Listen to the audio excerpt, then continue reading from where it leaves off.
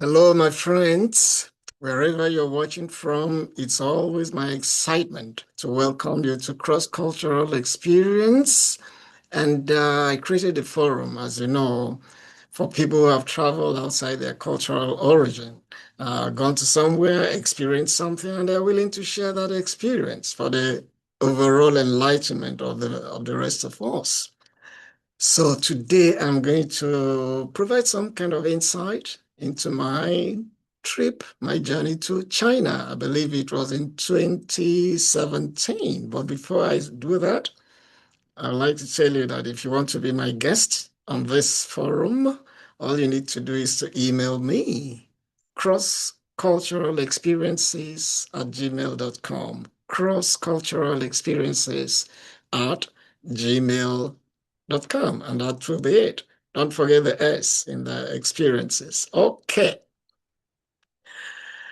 What I do for a living, I teach mass communication and journalism.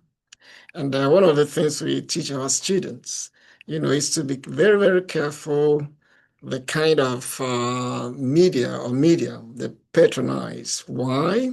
Because that can impact and influence your perception of yourself, of your thoughts, of the world, of anything.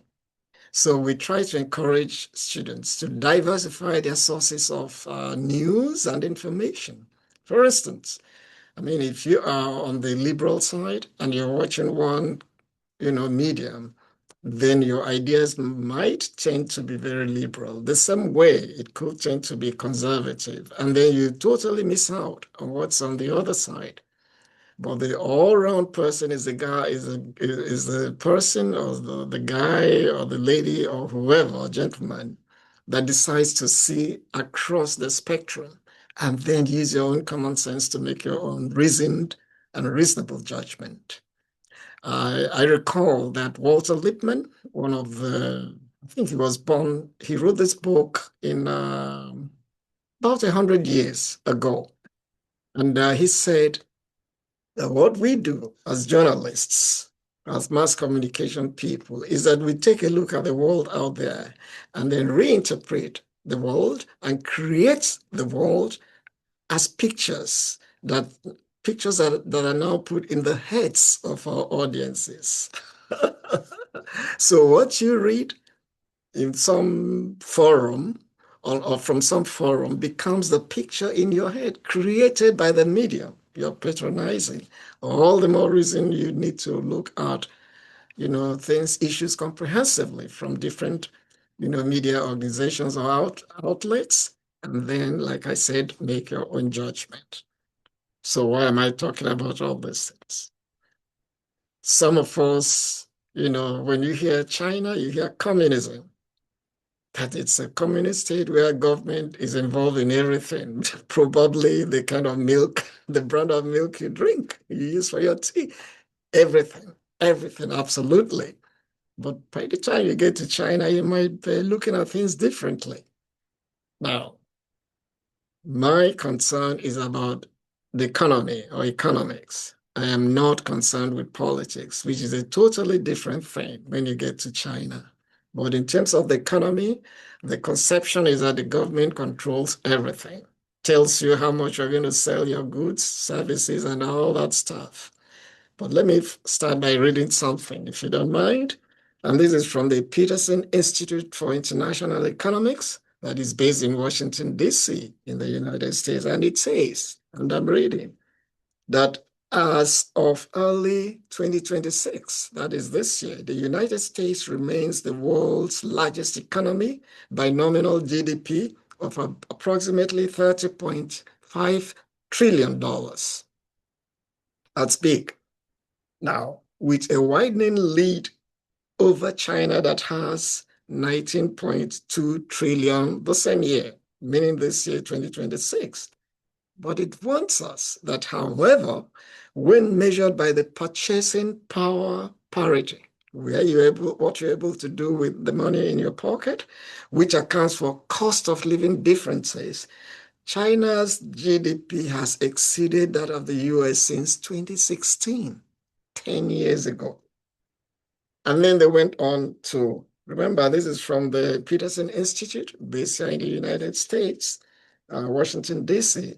So they gave other indicators, that when it comes to market prices, the US leads with a nominal GDP of 30.3, trillion, as I mentioned. And but when it comes to the purchasing power, the China itself has the largest economy with a GDP of 124% over that of the United States in the year 2023. When it comes to growth rate, China in the same year, 2023, has 5.2% growth rate, while the United States recorded 2.5%.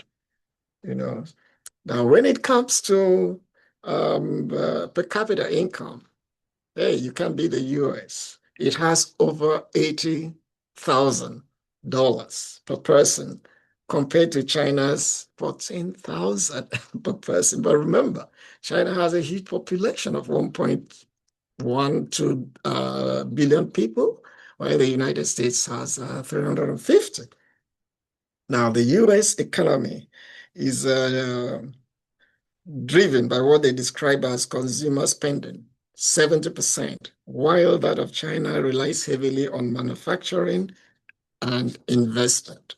Okay, let me remove my professor hat and then go into details so that you can see what I mean. When you think that in China, all you have is government looking down on you, dictating what prices you pay and the kind of things you do with. Let me just start.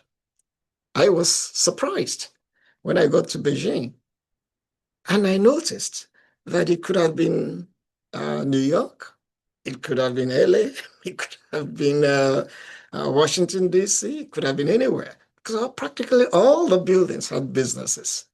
All the buildings I saw in what you might call their downtown, businesses of all kinds. Personal businesses, official businesses everywhere. I even saw people selling in the streets, trying to make ends meet. I was so surprised. And I didn't see any policeman, saying you must do this, you must do. No way.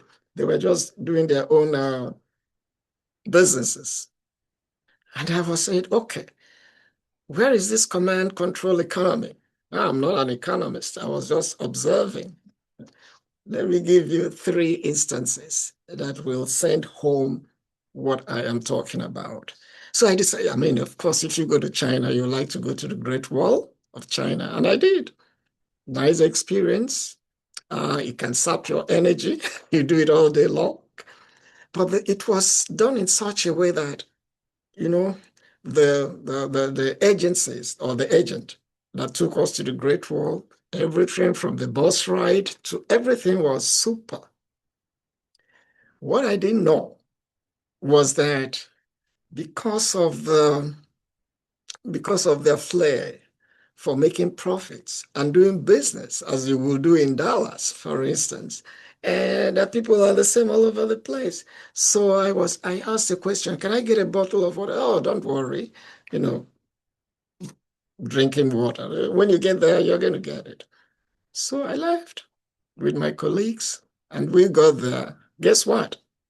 The one bottle of water we could have bought for $1 in town was now costing about $5 or $7 over there. Because what? We were captive audiences. Just as the typical capitalist, profiteer will do, knowing that you don't have an option. So we were buying it very, very expensively. I said, wow, I thought it was communism, where everything was dictated and almost free. It wasn't. Coming down, I saw these guys who were the mandarins. They were dressed in very flamboyant clothes, depicting some 500 or whatever years ago. They were so I asked them, oh, can I take a picture with you guys? So I posed this way, posed that way. Everything was going fine. And then at the end of the day, I said, oh, thank you very much. And they looked at me, money. I said, money? I thought we were communists. No, no, no, money, you pay, pay, pay. So I had to pay. I said, wow, where am I? Disneyland? The way I would have paid in Disneyland or Disney World. That's exactly what happened. Here is another experience. So there is this very, very beautiful stadium in Beijing. If you ever go to Beijing, try to go. It's called the Bird's Nest. It was constructed in the year 2008 for the Olympic Games, and it was also used for the 2022 Winter Games. Now they have kept it. Very, very nicely done. They've kept it. It's one of the tourist attractions in Beijing. So I go there. Everybody was lined up. Then they had packages, just like you will get in any city or in any country in the Western world or developing world that calls itself capitalist. They had packages. Where do you want to see? I said, is it that stadium? You just walk into the stadium, you look around, and then you go home. So I paid the list of them. So as soon as we got into the stadium, they were showing us, pointing, oh, okay, you look up there, you do this, you do that. I said, okay, stadium. Um, and then the guide told us, look, there's a place up there. If you go there, you're going to see where the I don't know, I can't remember the Chinese leader at that point, the president. That's where he sat when this stadium was declared open. That everything was it's still there. You can see the chairs, you can see the this. You described it in very flamboyant, colorful manner. And I said, okay, let's go. Money. You need to pay more to go and see that. I said, to go and see where the president was sitting. Oh, yeah, yeah, yeah, yeah. This is tourism. So we have to. By the time I left there, my wallet was almost empty. Then from there, they tell you, oh, you can see this stadium. This is where you can see the stadium and have a very beautiful overview side of that stadium, bird's nest. It's fantastic anyway, because it's constructed like a bird's nest. You go there, you have a full view of everything. I say, oh, let's go. Money. I said, okay, all right. This is a good experience in China, just like you will find in any capitalist society or developing nation. They were just trading. Okay. So that was my experience at the bird's nest. My third experience was when I said, okay, we'll go and have a haircut and experience what it is in China. And over there, people hardly speak any other language than their Mandarin. But this, I just walked in first. It was a young lady who was, doing haircut. I say, you can do this, you do this. Oh, yeah, yeah, yeah, yeah, fine. We were just communicating. And how much? She told me, a little bit cheap. So I sat down. Everything was done nicely. Each time she would bring the mirror, like it? I say, yeah, good job. So when we finished, I paid her and I said, okay, thank you very much. I'm leaving. Say, come, come, come, come. Come next time. Come next time. I said, oh, you mean I should come back? Yeah, I said, yeah, come back. Come next time. Discount. Discount. Capitalism. Discount. I give you discount. Come next time. I said, okay. So when I had all these experiences, I mean, there were others. I'm not going to take much of your time talking about them. So when I was asking myself, where is this communism when it comes to the economy? Remember, when it comes to the economy, I can't see it. So I had to ask one of my Chinese colleagues, who actually facilitated the trip to the University of International Business and Economics in China. I said, where is this communism? Because I look at the streets. You guys are driving the best cars, as if I was in Los Angeles. Businesses are thriving. People are very busy running their own lives. You know what she said? Our communism is communism with a human face.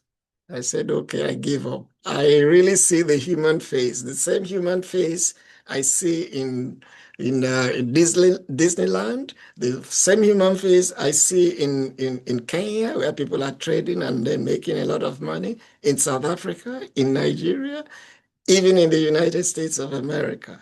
The same business spirit. Washington, D.C., LA, Chicago, wherever you mention, the same business spirit. So I started asking myself, why is this so? Then I remembered a little bit of my history. I'm not a historian, but I remembered a little bit of history. That communism came there in the year, I think, 1948, when Chairman Mao and his people did their great march.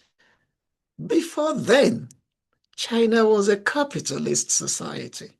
Yes, they had feudalism, lords and empires and emperors and all that. It was a capitalist society. When the communists came, they marched in, they did not abolish the capitalist spirit. It was still there with them. The only thing is that they now try to infuse socialism and communism. And when Deng Xiaoping came, I think in the 70s, I still remember what he said, 70s or 80s. And I still remember that our system is such that you know, open the window a little bit, but put in the mosquito nets so that mosquitoes don't come into the room. In other words, we are going to practice our capitalist society, but we put in the mosquito net to avoid the bad things that come with capitalism. Well, I said, well, that's my experience. So when next you want to experience something, if you can, it's better for you to broaden your horizon, of the things you watch, the things you read. Otherwise, you'll think that in China, it is government everywhere, even when it comes to the economy. It's not like that. Now, I'm not talking about politics, which I'm told and which I probably sensed was a totally different ballgame. When it comes to that, hey, the Chinese people are very smart businessmen and women, and the economy just thrives, just like you will see in any capitalist society. Okay, so like I said at the beginning, if you want to be my guest, crossculturalexperiences@gmail.com. You're most welcome, and then we can, talk and then record your own experience wherever it is that you visited. Thank you one more time for watching this episode that actually removed, a lot of things from my eyes so that I could see that in China, it is communism with a human face, especially when it comes to the economy. Bye for now.